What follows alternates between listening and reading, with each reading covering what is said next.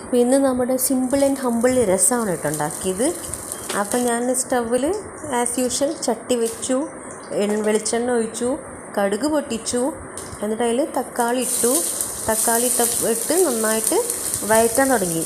അത് വഴറ്റിയപ്പോൾ ഞാനൊരു കാര്യം മറന്നുപോയി, അതിൽ കരിവേപ്പില ഇട്ടിട്ടില്ല കേട്ടോ. എന്നിട്ട് കരിവേപ്പില ഇട്ട് നന്നായി വഴറ്റി. അപ്പോൾ ഞാനൊരു കാര്യം മറന്നുപോയി, അതിൽ വറ്റൽമുളക് ഇട്ടിട്ടില്ല. പക്ഷെ ഞാൻ സാധാരണ മറന്നതല്ല, ഞാൻ വറ്റൽമുളക് ഒന്നിലും ഇടാറില്ല കേട്ടോ. എന്നിട്ടത് നന്നായിട്ട് ഇളക്കി യോജിപ്പിച്ചു. പിന്നെ അത് കഴിഞ്ഞിട്ട് അതിൽ കുറച്ച് മല്ലിപ്പൊടി ഇട്ടു. മല്ലിപ്പൊടിക്ക് ശേഷം കായപ്പൊടി ഇട്ടു കേട്ടോ. എന്നിട്ട് ഞാൻ പിന്നെയും സ്റ്റവ് കരിയാണ്ടാച്ചിട്ട് സ്റ്റവ് ഓഫാക്കിയെന്ന് ഇടുന്നു. എന്നിട്ട് നന്നായിട്ട് ഇളക്കി നന്നായിട്ട് മിക്സ് ചെയ്തു കേട്ടോ. മിക്സ് ചെയ്ത് നെക്സ്റ്റ് പുളിവെള്ളം ഒഴിച്ചു. പുളിവെള്ളം ഒഴിച്ചിട്ട് കുറച്ചും കൂടി വെള്ളമൊക്കെ ഒഴിച്ച് സെറ്റാക്കി.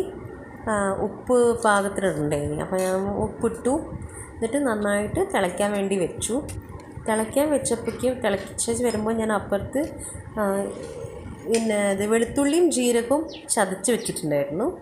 അതും കൂടി എടുത്തിട്ട് ഇത് തിളച്ച് വരുമ്പോൾ ഇതിലിട്ടു കേട്ടോ. മസാല ജീരകവും നോർമൽ ജീരകവും വെളുത്തുള്ളിയും അതും കൂടി ഇതിൽ നന്നായിട്ട് മിക്സ് ചെയ്തു.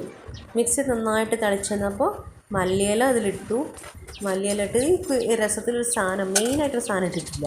അതെന്താണ് നിങ്ങളൊന്ന് കമൻറ്റ് ചെയ്യണേ, അറിയിച്ചാൽ. അപ്പോൾ ഇത് സിമ്പിൾ റെസിപ്പിയാണ്. അപ്പോൾ ഉപ്പ് നോക്കി ഒന്നും കൂടി ഉപ്പിട്ടു. എൻ്റെ രസം ഇഷ്ടമായിട്ടുണ്ടെങ്കിൽ ലൈക്ക് ചെയ്യൂ, കമൻറ്റ് ചെയ്യൂ, സബ്സ്ക്രൈബ് ചെയ്യൂ. Thank you.